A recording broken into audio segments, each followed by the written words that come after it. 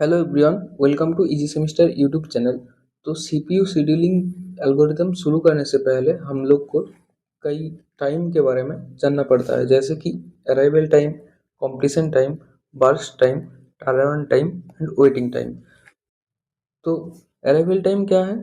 The time at which the process arrives in the ready queue, मतलब कि जिस time पे कोई प्रोसेस आ रहा है उसको अराइवल टाइम कहते हैं। कंप्लीशन टाइम क्या है? तो जब वो प्रोसेस एग्जीक्यूट हो जाता है उस टाइम को हम उस प्रोसेस का कंप्लीशन टाइम बोलते हैं। बर्स्ट टाइम क्या है? बर्स्ट टाइम है कि एक प्रोसेस कितना देर तक एग्जीक्यूट हो रहा है। Time required by a process for CPU execution, execution के लिए जितना टाइम लग रहा है वो है उस प्रोसेस का बर्स्ट टाइम। फिर आता है turn around time. Turn around time क्या है? The difference between completion time and arrival time. Turn around time को टी ए टी से डिनोट किया जाता है।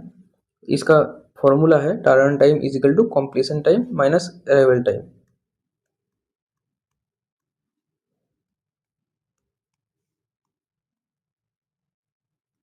ये भी बोला जाता है T A T is equal to C T minus A T. ये फॉर्मूला बहुत ज़रूरी है हमको एग्जाम्पल मतलब न्यूमेरिकल्स करने के लिए। फिर आता है वेटिंग टाइम। वेटिंग टाइम मतलब कि एक प्रोसेस आके बैठा है, कितना देर तक वो इंतज़ार कर रहा है, यही है waiting time. Waiting time is equal to turn time minus burst time. W T is equal to T A T minus B T. तो इसी को हम एक एग्जाम्पल के थ्रू से समझेंगे और कैलकुलेट करेंगे completion time, turn time and waiting time. चलिए देखते हैं। तो ये है, तो ऐसे आपको न्यूमेरिकल्स दिया जाएगा, वहाँ पे प्रोसेस मेंशन रहेगा P1 P2 P3 ऐसे करके, कहीं भी P5 P6 P10 तक भी रह सकता है। फिर आपको अराइवल टाइम दिया जाएगा और बस टाइम दिया जाएगा।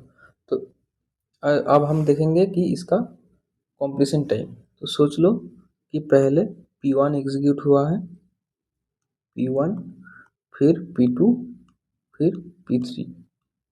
ये जो बॉक्स बना है ये इसको गैंट चार्ट कहते हैं। इसको आपको एग्जाम के टाइम बनाना पड़ेगा। P1 शुरू हो रहा है 0 से, फर्स्ट टाइम है 5, मतलब ये 5 में ख़त्म होगा। फिर P2 आता है, P2 3 सेकेंड मतलब 8 में ख़त्म होगा। फिर P3 आता है, P3 का बर्स्ट टाइम है 8, तो ये 16 सेकेंड में ख़त्म होगा। तो ऐसे टाइम लिख दिया। तो इसका CT क्या होगा? कॉम्प्लीशन टाइम क्या है? कॉम्प्लीशन टाइम इसका है 5, क्योंकि ये 5 में ख़त्म हो रहा है यहाँ पे।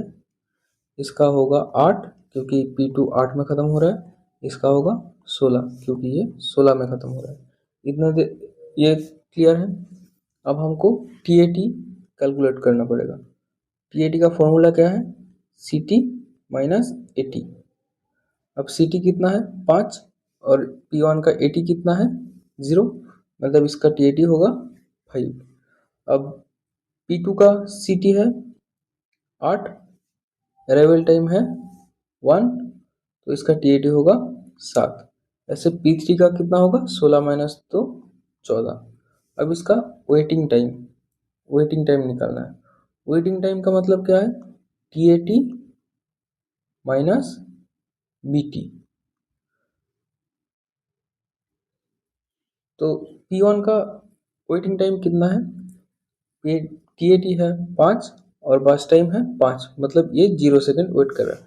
तो ये आप इससे भी समझ सकते हो कि P1 आया है 0 सेकेंड में, 0 सेकेंड में ही एग्जीक्यूट होना शुरू किया, तो इसका वेटिंग कितने इंतज़ार कर रहा है? 0, यहाँ से 0 आता है। फिर P2 का क्या है? टी ए टी है 7 और बी टी है 3। ये कितना वेट कर रहा है? ये वेट कर रहा है 4, 7 माइनस 3 इजिकल टू 4।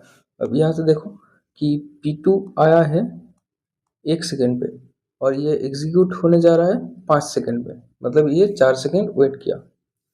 फिर आता है P3, P3 का टी ए टी है 14 और बस टाइम है 8, तो ये 6 सेकेंड वेट किया।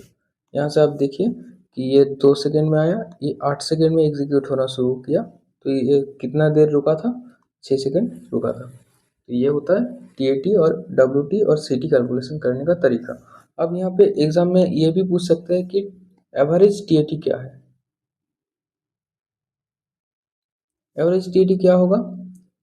एवरेज टी होगा 5 plus 7 plus 14 divided by 3 is equal to कितना होगा। और ये भी पूछ सकता है एवरेज वेटिंग टाइम।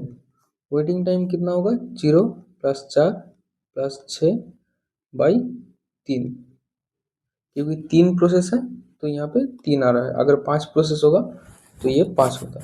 तो ये है average time, completion time, arrival time, turnaround time और बस टाइम। आई होप आपको एग्जाम्पल के थ्रू से समझ आया होगा। तो आज के मतलब ये वीडियो के लिए इतना ही। Thank you.